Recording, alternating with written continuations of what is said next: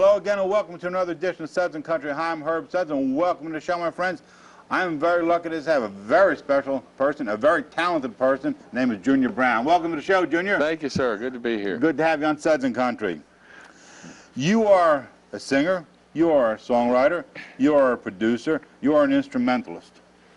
Correct them so far? Yeah. All right. Are you all? What are you best known for? What's your expertise?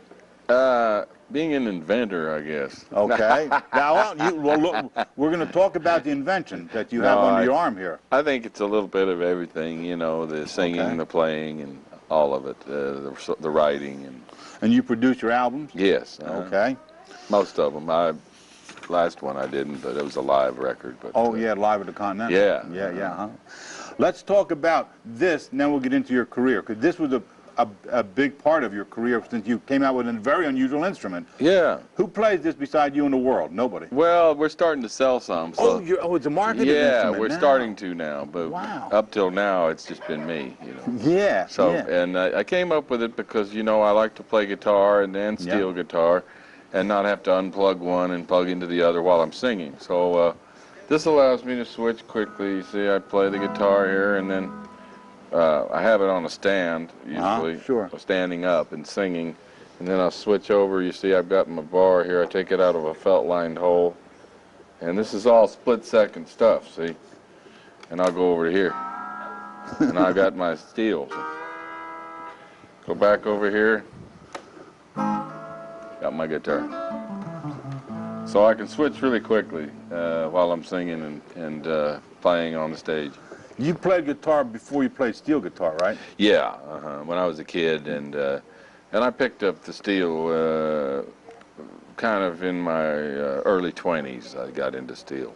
Unbelievable. Now, before you invented this is your own invention. That's where the inventor part comes into the steel. How did you go between this and that, and this and that? You had to be exhausted at the end of the night. Well, yeah. Good thing you were 20 when you did it. Yeah, you know. Unplugging one and plugging into it just didn't work. No. So, and I'd have to decide which instrument I'd want for a particular song, and I like both of them on just about all of the songs. So rather than hire another guy to play one of these instruments, I was too cheap to do that, so I came up with it. But look, so Mike Stevens, I read, was the man that you went to to build this. What makes the sound of the steel and what makes the sound of the guitar? Are there secret ingredients in there?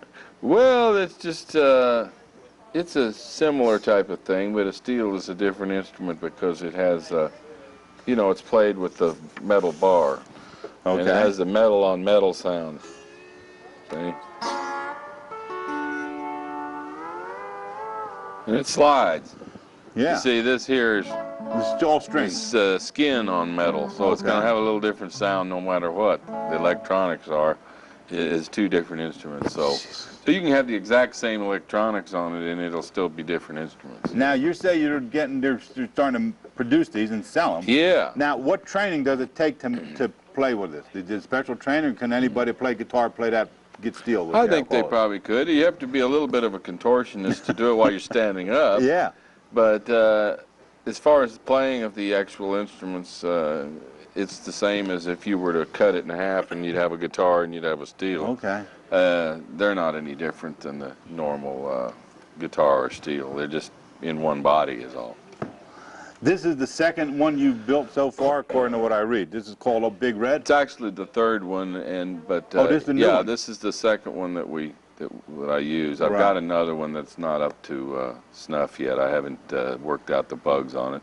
And then I'm also working on a pedal version of this. That's it. There it goes. That's pedal steel in the works. That's in the works. Tell us a little bit. You mind to elaborate a little bit before? Well, that'll be a little bigger. You see, the steel part will be bigger. It'll be 10 strings instead of 8, and it'll have the pedals. Right. I'll be standing up and pushing pedals and knee levers and this and that and hip levers and looking like I'm doing the hula and everything else.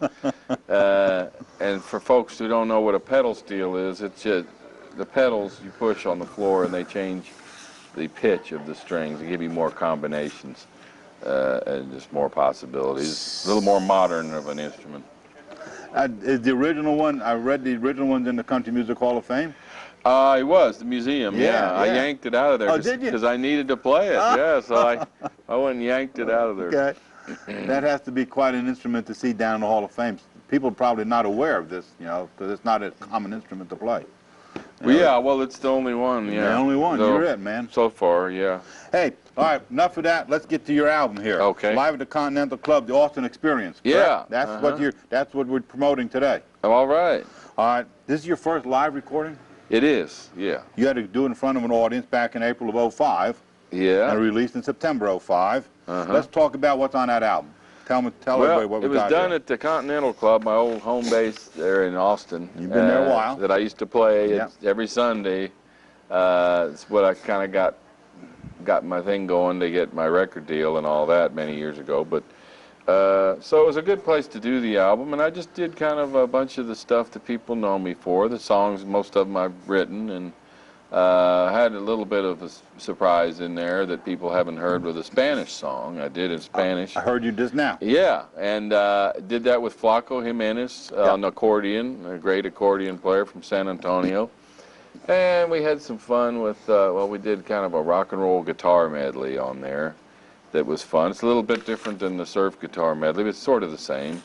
That was on a few albums back that a lot of people like the surfer guitar stuff, you know. And what else? Just I think just sort of a sampling of the songs that are on my 9 albums, maybe one or two off each one. There you go. There you go. Tried to anyway. You got the 12 tracks on that album? I believe it's 12 or 13. Yeah. Best of country, blues, Tex-Mex, Western swing, rock and roll. Is Hawaiian mixed in there too? I think Hillbilly Hula Gal. There you go. I heard that on the album today. It's a roller coaster ride, they say. Dixieland Jazz. There was a song of that style, you bet. Now, jazz on the trombone on the steel. Yeah. Tell me how you got that, if you can demonstrate that, because I can't imagine that. I don't know if I can demonstrate it on here. It's been so long since I did it, but it was a trombone part on an old record that I'd heard, and I wanted to have the Dixieland instrumentation, and so I figured I'd play the trombone part on my steel and try and make it as much like a horn sound as I could, you know. So I did like things like just like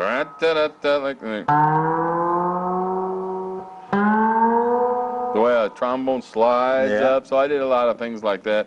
I can't really play the solo I play because I've forgotten it, but it was with that attitude of playing a horn on it. Well, I got to buy the CD to hear it. That's right. It's on Mixed Bag. It's on the Mixed Bag album. All right. Junior Brown, Don Rich meets Jimi Hendrix, meets the Space Aliens. That's what I read about you. Where are you getting this stuff? I'm getting it out of somewhere. You've been compared to Jimi Hendrix a lot, according to the Village Voice. You played with Mitch Mitchell on the Stupid Blues from Long Walk Back. A couple of them. He played on 2 on that album. Oh, was he? Yeah. Another one was Keeping Up With You was another one of the songs he played on. That had to be an honor to be compared to Jimi Hendrix. He's quite a player in his day. Well, I think they're just talking about the originality and the inventiveness and that kind of thing. I'm not. I don't play that style very much. It just every once in a while, I could say, as a novelty. But I think that the fact the inventive part, that's what they were talking about. You know. We got a video to put in. What do you got? You tell me. We got Sugarfoot Reg, Highway Patrol, my wife, Venom, and Hung It Up. You got a bunch of them. You pick one. We're going to throw it in now as we take a break. Let's do the Highway Patrol. What do you think? Talk about Highway Patrol. Where was taped? How long? Anything unusual happened during it? Well, Highway Patrol was done in Dallas at a sound studio, and it was done, and we didn't like it, so we went and redid it ourselves. And my wife and I just sort of went in the editing room and cut it the way we wanted, and it went to #1 for video, so I guess we did it right. You know something. Influences. Growing up, Merle, Ray, Billy, Bob Wills. Oh, I don't know. No, I listen to everybody. I mean, it's so hard to name people individually because there's just anybody with a guitar I listen to. Any genre of music? Just about it, as long as I thought it was good, you know. And the TV, I've watched a lot of music on TV. Exactly. Of course, there used to be a lot more music on TV than there is now, but it was, believe it or not, you could hear more guitar playing and varieties of music. Of course, you had Ed Sullivan and all that stuff. I'm old, you know. I came out of the... You ain't as old as I am. I think I got you beat a few years. So anyway, anybody that was into music, I would try and listen to, and some of them I liked, some of them I didn't, but they were all influences. Ernest Tubb gave you some advice when you said, keep it country, son. He wanted it country, yeah. Yeah. You went and wrote a song. Well, I kind of did a little tribute to him on one of my first album. A song called My Baby Don't Dance to Nothing But Ernest Tubb. There you go.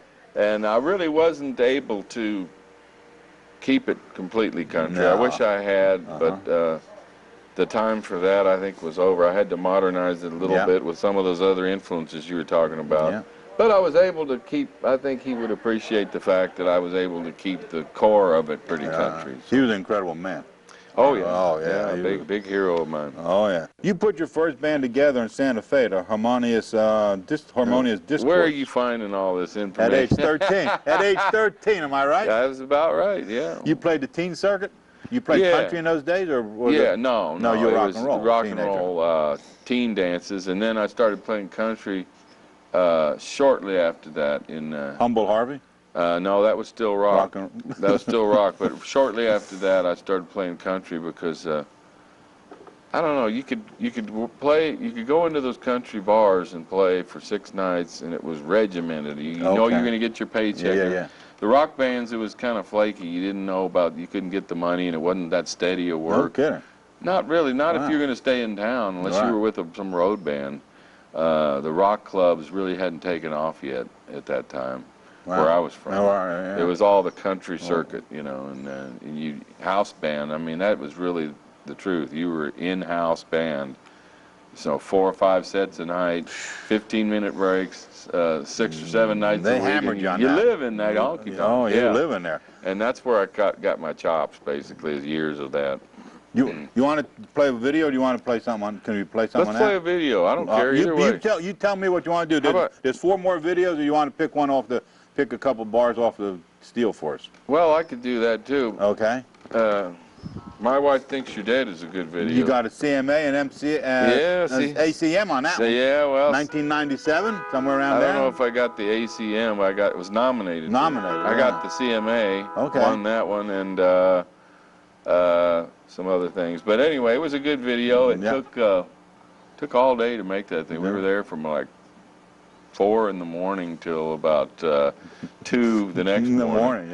And it was 100 camera setups. Yeah, now. 30 is considered a lot. And that crew, they were mad. By the end of the day, they were just so tired and worn out.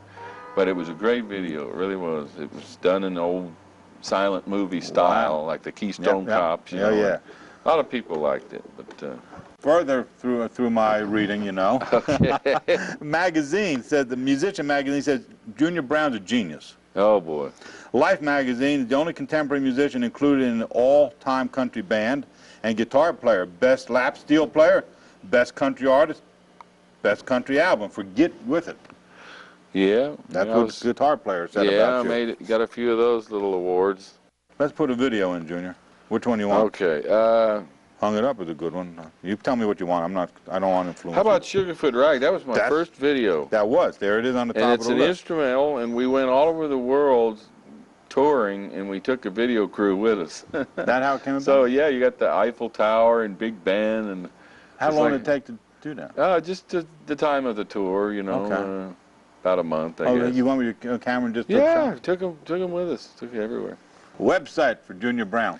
What's the website? JuniorBrown.com. I was on there. It's got to be. I was there. Oh, okay. It's a great website. I haven't never used a computer in my life, but my wife takes care of all that stuff. He's the man that tells me how to get to where I'm going on that computer right there. Oh, yeah. I'm the old school. I'm from the 70s, you know, the tape, what do you call it, 8-track tapes and all that. That's my technology. Well, all right, we're going to wrap this up, Junior. I think we covered a lot of ground here. We sure did. You got a whole wealth of information there. I don't know Did I jog your memory a little bit? Man, you're getting the cobwebs out, I tell you. I just want to thank the Git Wizard here. All right. Get-steel Wizard. There you go. Enjoy Junior, being here. It's a pleasure. Thanks a lot. We're wrapping up with Junior Brown right now in Southern Country.